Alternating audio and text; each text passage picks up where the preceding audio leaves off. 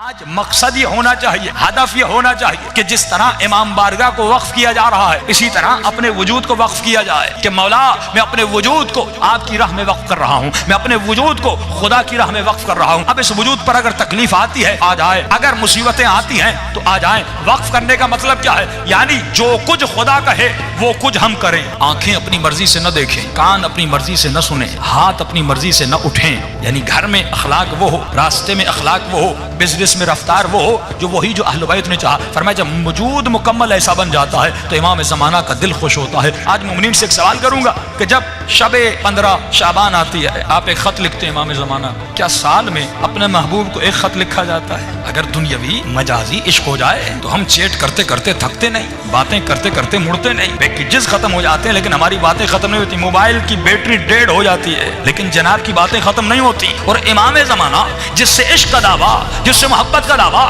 اسے سال میں ایک خط۔ یہ تو امام نے کہا مجھے لکھو تاکہ شیعوں کو سکھائیں کہ جو تو خط لکھتا ہے مجھ تک پہنچتے ہیں۔ امام تو ہماری باتوں کو سن رہے ہیں لیکن مولا نے یہ کیوں کہا کہ مجھے خط لکھو؟ اس کا مطلب مولا اپنے چاہنے والوں کو ٹرینڈ کروانا چاہ رہے تھے، کیونکہ خط لکھنے سے پہلے زمانے میں جب مولا نے کہا تھا وہاں پر صرف خط کا ذریعہ تھا، ای میل تو نہیں تھا، فون تو نہیں تھی۔ اس وقت تنہا ذریعہ ارتباط جو انسان آپ سے دور ہوتا ہے آپ اسے خط لکھتے ہیں، اس کی ایڈریس پر خط بھیجتے ہیں۔ تو مولا نے کہا مجھے خط لکھو تاکہ پہلی بات تو تجھے یقین ہو جائے تیرا کوئی مولا ہے جو تمہارے خطوط کو پڑھتا ہے، جو تمہارے خط کو دیکھتا ہے، تاکہ یقین ہو فزیکلی ایک ارتباط ہو تمہارا امام زمانہ کے ساتھ۔ کیونکہ آپ کبھی ایسے انسان کو خط نہیں لکھتے جس کا وجود ہی نہ ہو، جو مر چکا ہو اس کو کبھی خط نہیں لکھا جاتا۔ خط اسے لکھا جاتا ہے جو زندہ ہو، خط اسے لکھا جاتا ہے جو آپ کا خط پڑھے۔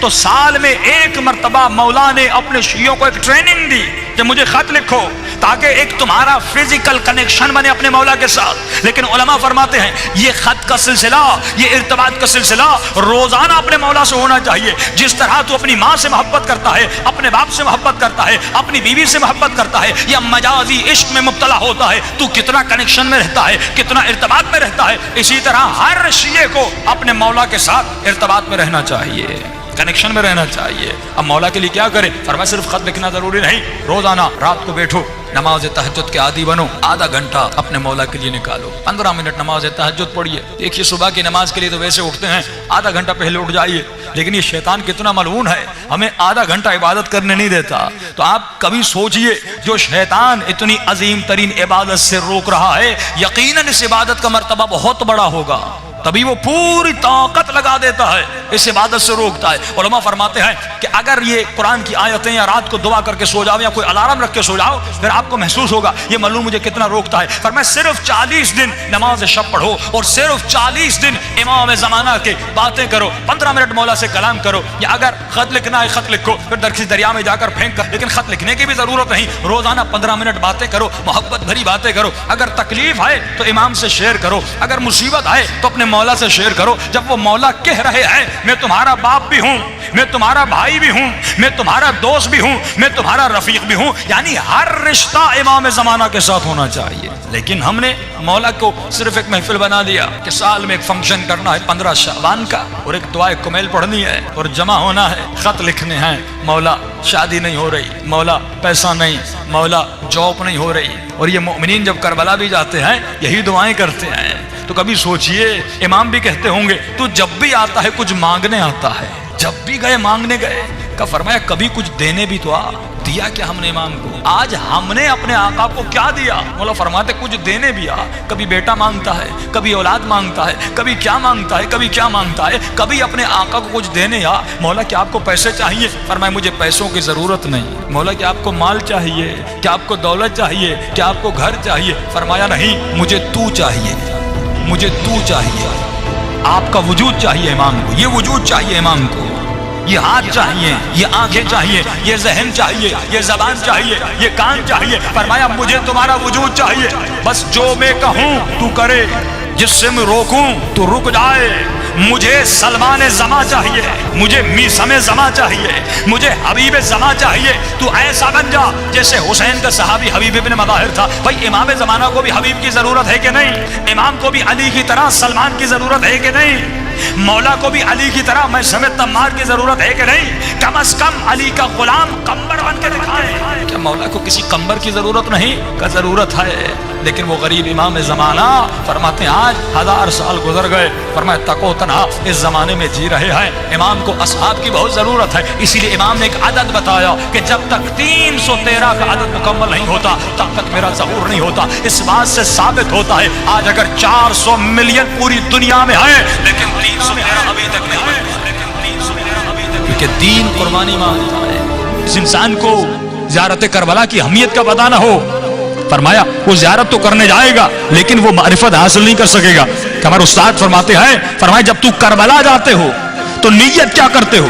اکثر لوگ دعاؤں میں کرتے ہیں خدا مجھے امام حسین کی زری دکھلا دے، مجھے بین الحرمین دکھلا دے، مجھے مولا کا رواق روزہ دیواریں دکھلا دے۔ فرمایا یہ بھی دعا اچھی ہے، جب جاؤ گے یہ دعا قبول بھی ہوگی۔ ایک مرتبہ مولا کی زری کو بوسہ دو گے، ایک مرتبہ در و دیوار کو بوسہ دو گے، ایک مرتبہ بین الحرمین میں چلو گے، امام کا ذکر کرو گے، یہ بھی ثواب ملے گا۔ لیکن فرمایا مقام معرفت تب ہے جب تمہاری دعا یہ ہو کہ اے خدا حسین کی زری کی بھی زیارت کرا اور خود امام حسین کی بھی زیارت کرا۔ آج کتنے مومنین ہیں جنہوں نے خود ذات حسین ابن علی کی زیارت کی ہو، آج کتنے مومنین ہیں جنہوں نے خود امام زمانہ کی زیارت کی ہو۔ بھائی ہم کیوں نہیں کر پاتے؟ فرمایا کیونکہ نجاستوں سے بھرے ہوئے ہیں، جب تک روح بلند نہیں ہوتا، جب تک اس کی پرواز بلند نہیں ہوتی، فرمایا تب تک زیارتیں نہیں ہوتی۔ ہم کتنے خواب دیکھتے ہیں، کبھی پیسے والے بن گئے، کبھی کہاں پہ سیر کرنے گئے، کبھی کسی سے ملنے گئے۔ جب خوابوں میں یہ روح ہر جگہ جا رہی ہے تو حسین ابن علی کی زری کی طرف کیوں نہیں جا رہی؟ جب کہ عشق بھی ہے۔ پچھلے سال میں ایک مثال دی تھی نا، اگر کوئی بچہ کراچی سے آسٹریلیا چلا جائے پڑھنے کے لیے اور 1 سال گزر جائے، اپنے والدین کو فون نہ کرے، ای میل نہ کرے، کوئی میسج نہ دے، 1 سال کے بعد واپس آئے اور اپنی ماں کو کوئی اماں میں آپ سے بڑی محبت کرتا ہوں، بابا مجھے آپ سے بڑا پیار ہے، تو باپ کہے گا تو جھوٹ بول رہا ہے، اگر اتنی محبت تھی تو نے کوئی SMS نہیں کیا، تو نے کوئی ای میل نہیں کیا، پورا سال گزر گیا تو نے مجھے ایک فون تک نہیں کیا، تو جھوٹ بول رہا ہے۔ محبت کا تقاضا ہے کہ ارتباط ہونا چاہیے، محبت کا تقاضا ہے کہ رابطہ ہونا چاہیے، محبت کا تقاضا ہے کہ دیدار کا تقاضا ہو کہ جس سے انسان محبت کرتا ہے اس سے بات کرنا چاہتا ہے، اسے دیکھنا چاہتا ہے، اسے گلے لگانا چاہتا ہے۔ فرمایا یہ محبت کا تقاضا ہے۔ تو یہ کیسا شیعہ ہے کہ 60 سال گزر گئے لیکن ابھی تک اپنے مولا کو نہیں دیکھا؟ یہ کیسا شیعہ ہے کہ 25 سال زندگی گزر گئی لیکن ابھی تک اپنے امام زمانہ کے چہرے کو نہیں دیکھا؟ ہم دنیاوی محبت جس سے کرتے ہیں، کتنے SMS کرتے ہیں، لیکن وہی مولا،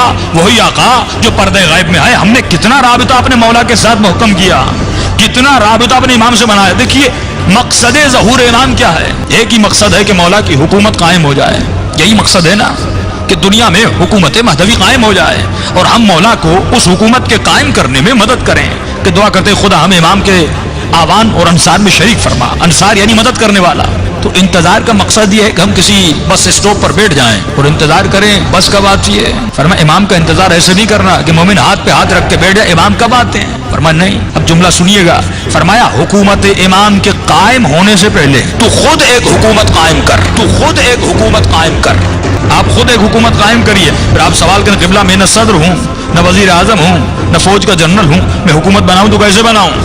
تو کہا ٹھیک ہے، حکومت وہی بنا سکتا ہے جس کے پاس اختیار ہو، جتنا اختیار اتنی حکومت۔ صدر کے اپنے اختیارات ہیں، MP MNS کے اپنے اختیارات ہیں، ناظم کے اپنے اختیارات ہیں۔ فرمایا تمہارا اختیار جہاں تک ہے وہاں تک امام زمانہ کی حکومت بنا۔ اگر گھر میں اختیار ہے تو اپنے گھر میں امام کی حکومت قائم کر، اگر بیٹے کا اختیار ہے تو بیٹے پہ حکومت قائم کر۔